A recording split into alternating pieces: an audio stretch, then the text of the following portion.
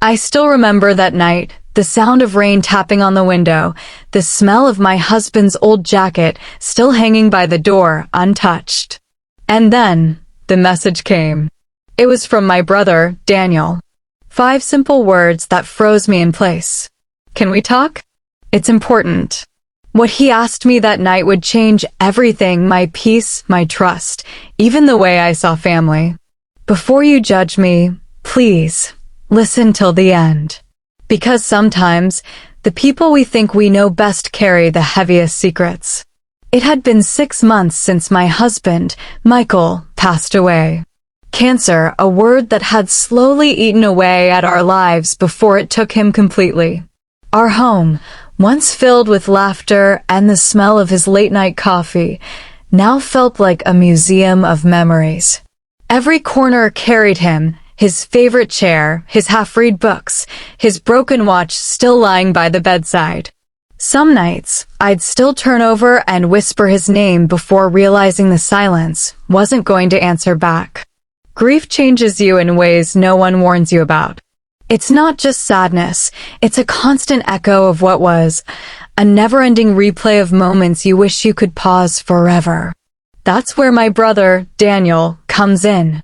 He was always the one who'd show up when the world seemed to crumble. Growing up, he was my protector, the one who'd walk me home after school, the one who fixed things Dad broke in anger.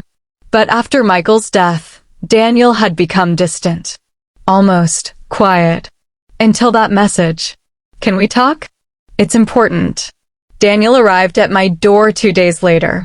He looked different, not just older, but worn out, like life had taken more from him than he could give back. His eyes, usually calm, were restless. He didn't hug me right away. He just stood there, holding his cap in his hands, eyes darting between the floor and my face. "Can I come in?" he finally said. I nodded and moved aside. Inside, the silence wrapped around us like fog. I made him tea, 2 sugars, no milk, the way he liked it, and we sat at the dining table where Michael used to read the newspaper every morning. For a long time, Daniel said nothing. Just the ticking of the clock filled the space between us. Finally, he spoke. "Clara," he began, "I've been thinking about something for a while, and I don't know how else to say it." My heart tightened. He wasn't usually this hesitant. Daniel was direct, sometimes too blunt for his own good. He took a deep breath. "What if you didn't have to go through this alone anymore?" I frowned. "What do you mean?" He leaned forward, his voice slow. "I've been thinking, maybe you and I could take care of each other.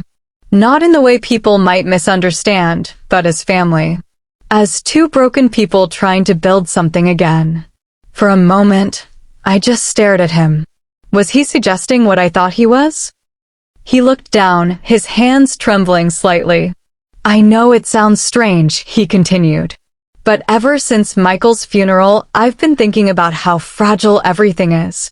You're here alone, trying to raise your son, and I'm out there trying to hold myself together after losing my job and my marriage. Maybe we could combine what's left of our lives and make something whole again." The words felt like stones being dropped into a still pond. Each one rippled through my mind, unsettling, confusing, impossible to ignore. "Daniel," I whispered, trying to process it. "Are you asking to move in with me?" He nodded slowly. "Yes, but it's more than that. I want to help. With Jamie, with the bills, with everything. I don't want you drowning in this grief alone." It wasn't the request itself that shocked me, it was how he said it. There was something deeper behind his eyes, something heavy, something he wasn't saying out loud. Against my better judgment, I said yes. Maybe it was the loneliness. Maybe it was the way the house felt too big for just me and my son. Or maybe, deep down, I wanted a piece of family close again, something familiar in a world that no longer made sense. The first few weeks were strange. Daniel helped fix the leaky faucet, cooked dinner some nights, even tucked Jamie into bed when I was too tired. But there was a quiet sadness about him, like he was here, but not really present. Some nights, I'd wake up and see the light on in the living room. He'd be sitting there, staring at an old photograph of us as kids, his eyes glassy, his mind miles away. One night, I finally asked, "Daniel, what's really going on?" He looked at me for a long time, then said softly, "I never told you what happened the night Michael died." The way Daniel said it made my pulse quicken. I sat down slowly, unsure whether I even wanted to know. "What do you mean, the night Michael died?" I asked. Daniel's hands were trembling. He looked older than I'd ever seen him. He exhaled shakily, his voice low. "I was there, Clara. Outside the hospital room." I blinked. "What?" He nodded, eyes filled with guilt. "I came that night. I didn't tell anyone. I just wanted to see him one last time, to say goodbye. But when I got there, I heard him talking to the doctor. He told him not to tell you how bad it really was. He said you'd still hope, and he couldn't stand the thought of you watching him fade." Tears burned behind my eyes. Michael, always trying to protect me, even from the truth. "I tried to go in," Daniel continued, his voice breaking. "But he told me something before I left that's been haunting me ever since." He swallowed hard, his eyes meeting mine. He said, "Promise me you'll look after her. Don't let her drown when I'm gone." The room fell silent. My heart stopped for a moment. "That's why you came back?" I asked, my voice barely above a whisper. Daniel nodded, tears falling now. "I didn't know how. I thought maybe if I was here, if I helped, if I gave you and Jamie what Michael couldn't anymore, maybe it would mean I kept my promise." I covered my mouth, shaking. All this time, I thought Daniel's sudden closeness was about guilt or confusion. I didn't realize it was love, not romantic love, but the heavy, loyal kind that binds one soul to another through shared loss. The following days were quiet. We didn't speak much, but something between us had shifted. I started noticing small things, how Daniel fixed the broken fence Michael had planned to repair, how he checked Jamie's homework, how he always left an extra cup of coffee ready for me in the morning. He wasn't trying to replace anyone. He was trying to keep his word. But guilt has a way of twisting even good intentions. One night, after dinner, I found him outside sitting on the porch steps, his head in his hands. "I don't think I'm doing this right," he muttered when he heard me come out. "Every day I'm here, I feel like I'm stealing his place." I sat beside him. The night was quiet except for the crickets and the hum of the old porch light. "You're not stealing anything," I said softly. "You're giving back something I thought I lost." He looked at me with tired eyes. "I don't deserve forgiveness," he whispered. I couldn't save him. That broke me. Because the truth was, neither could I. Weeks passed. Life found a strange rhythm again. Then, one afternoon, Jamie came running in with something in his hand. "Mom, Uncle Daniel found this in the attic." It was an old envelope with my name written on it in Michael's handwriting. My knees went weak as I tore it open. "Clara, if you're reading this, it means I couldn't keep my promise. I wanted to grow old with you. I wanted to be there when Jamie lost his first tooth and when he learned to ride his bike.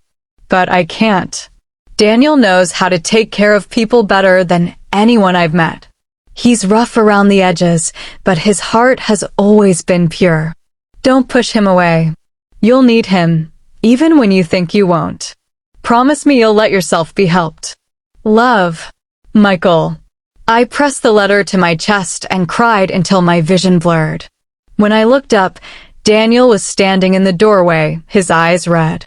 Neither of us spoke. We didn't have to. That night, a thunderstorm rolled in, the kind that shakes the walls and drowns the world in noise. The power went out and Jamie was scared, so we lit candles and sat together in the living room. For a while, the silence felt peaceful. Then Daniel said quietly, "You should know something else." I turned to him. When I lost my job, it wasn't just because of the company shutting down. I'd been drinking a lot, trying to numb everything. I didn't want you to see that version of me. That's why I stayed away after the funeral. He looked ashamed, as if confessing a crime. I thought coming here would help me change. That maybe if I made myself useful again, I could feel human. I reached out and took his hand. Daniel, you don't owe me perfection. You just have to stay. The thunder rolled again, but inside that small candlelit room, something lifted. It wasn't forgiveness, not yet, but understanding. Months passed. Daniel found a new job at a local hardware store. Jamie adored him. The house, once empty, was full again of noise, of routine, of life. But one evening, I overheard a conversation that made my heart twist. Jamie asked, "Uncle Daniel, are you going to stay forever?" Daniel hesitated before replying, "Maybe not forever. Sometimes people come into your life just long enough to help you stand again." When he saw me at the doorway, he gave me a small, tired smile. "I'm thinking of moving out soon," he said later that night.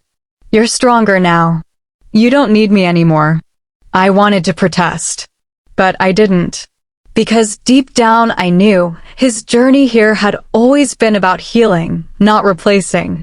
The morning Daniel left, the house felt like it was holding its breath. He hugged Jamie tightly, then turned to me. "Promise me you'll keep going," he said. I nodded. "Only if you promise the same." He smiled faintly.